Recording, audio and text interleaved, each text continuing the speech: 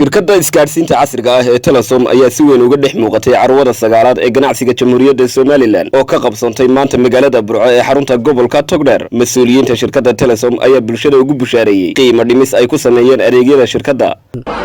shirkadda Telesom qaybteeda isgaarsiinta Telesom Group qaybta isgaarsiintu waxay doorkan maanta ugu tala gashay macaamiisheeda sharafta leh haday tahay ka halkan timi ka maqan iyo kana dhageysan doona intaba inay halkan u samaysay qiimo dhimisyo xuseeya dhammaan adeegyada ay qabato shirkaddu ay u hayso ummadda.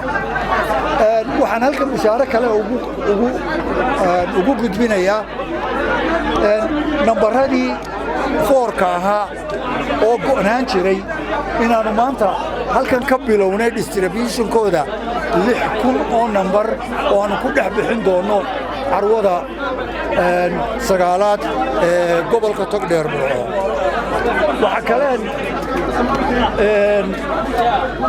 ugu bishaareynayaa dhammaan macaamiisha iyo dadweynaha ay dhageysanayaba inay jiri doonto barnaamij tijaabi nasiibkaaga oo nambarka 11 aad ugu diri doonto nambarkaaga taasoo aad ka qayb geli doonto hadiyado badan oo halkan lagu bixin doono oo barnaamijkaas uu furmi doono kolka dhamaadka carwada.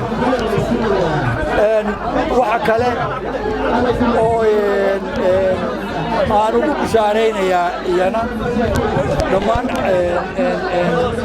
macaamiishayada in haddii ay suurtagal noqoto annagu diyaar baanu nahay barnaamijkii ahaa aroos wacan oo isaga aanu ku samaynay isbeddel badan ama waxyaalo badan oo kale aanu ku soo kordhinay aanu ku qaban doono dhammaadka carwada.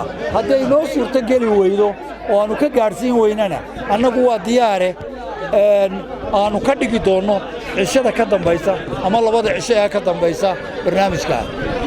barnaamijkii la odhanayay caruus wacan wuxuu ahaa inuu qofku u soo diro nambarkiisa u soo diro nambarka 31 waxaanu ku kordhinay kolka qofku u soo diro 3 ee isagu is-register gareeyo ina caawin karaan asxaabtiisuna oo ay u soo diri karaan 3 iyana ay nambarkiisa u soo diraan iyagoo leh ku guulayso.